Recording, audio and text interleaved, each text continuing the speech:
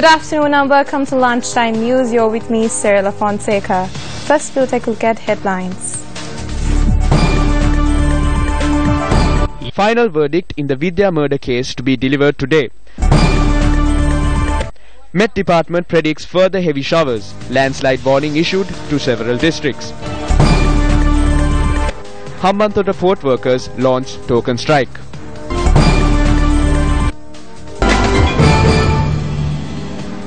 Employees of the Hambantota port have launched a token strike.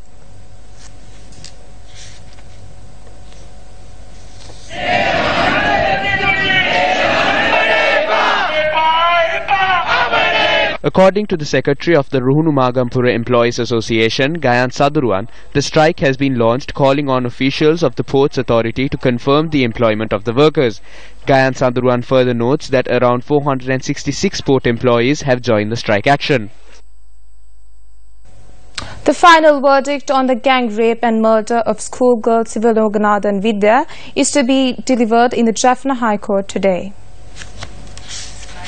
Heavy security could be witnessed around the Jaffna High Court complex since this morning as the judges prepare to deliver the verdict on the trial. The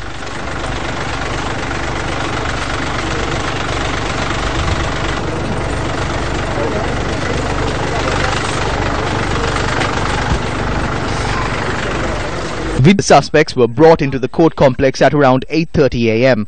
The trial began at 9 a.m. before a three-bench judge consisting of High Court Justices M. Ilayachalayan, A. Premashankar and Balendra Shashi Mahendran.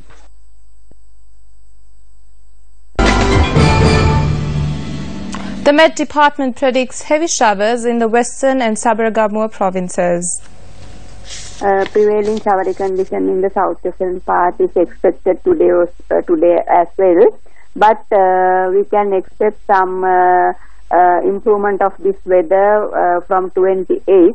Anyway, today showers can be expected at any time in the western, southern, central and Sabaragamuwa provinces, and also fairly heavy falls around 75 to 100 millimeters also can be expected in the Gol, Matara, Kalutara, Ratnapura, Kegol districts. So I think from tomorrow onwards, showery condition will be cease off to some extent. The Disaster Management Centre has issued landslide warnings for the district of Kalathura, Ratnapura, Nuwara due to heavy rains. Our correspondent notes that the Central Hills experienced rains throughout the night. Mist has also been reported along the Hatton-Colombo Main Road as well as the Hatton-Nuwara Main Road. The police have urged motorists to exercise cautions as the heavy rains has caused slippery conditions along many roads. Heavy rains were also experienced in Kalathura town throughout last night. As a result, one spill gate of the Kukuleganga reservoir was open, expelling 23 cubic meters of water per second. An unidentified group broke in and stole money from a petrol filling station in Denipetia, Valigama. According to our correspondent in the area, the group stole around 50,000 rupees from the petrol station. Eyewitnesses said that the group was armed and that the incident occurred at around 5:30 a.m. Incidentally, two other petrol stations were robbed at gunpoint in the Matara town yesterday. The group that stormed a petrol station in the Kamrugamu area made off with around 80,000 rupees. The police notes that there are striking similarities in the manner in which all the robberies were conducted.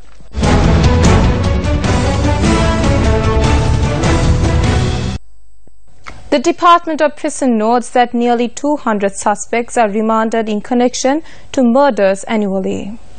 Media spokesperson of the Prisons Department, Tushara Upuldeniya, notes that 174 detainees who have been convicted of murder are currently in the prison system.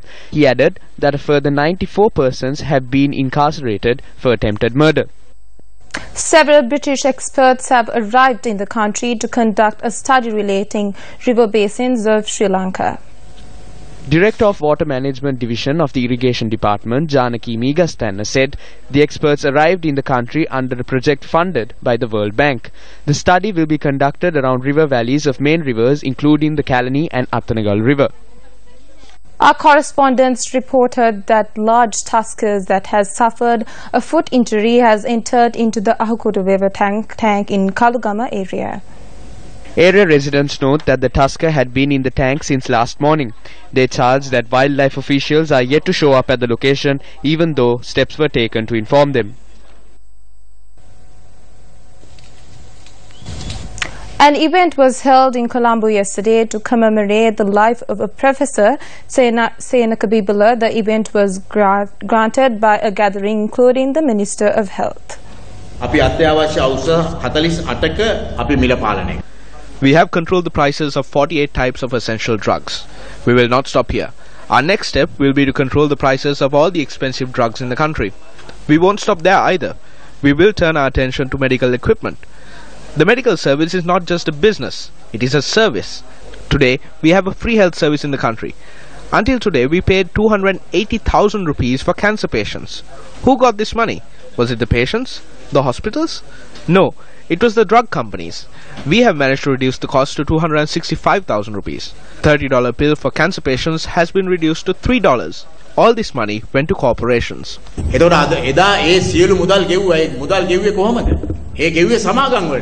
Minister of Skills Development and Vocation Training, Chandama Virakodi, convened a media briefing in Colombo yesterday. During the previous government, we were scared. The whole country was scared. Everyone spoke of the electric chair, taking soldiers before international courts, or taking the president before international courts. We should be happy as a nation that this situation does not exist today. When you look at the UN report, this time around, Sri Lanka is not mentioned in this light. The UN Secretary General has told the President that the UN will support our activities to strengthen the economy and reconciliation. අන්තර්ජාතිකව ජනාධිපතිතුමාගේ නායකත්වයෙන් දිනාගෙන තියෙන සහයෝගය තුල තමයි මේ වගේ තත්ත්වයක් අපේ රටට මේ මොහොතේ ඇති වෙන්නේ. This is a wrap up lunchtime news. Join us again at 1:55 with the very latest.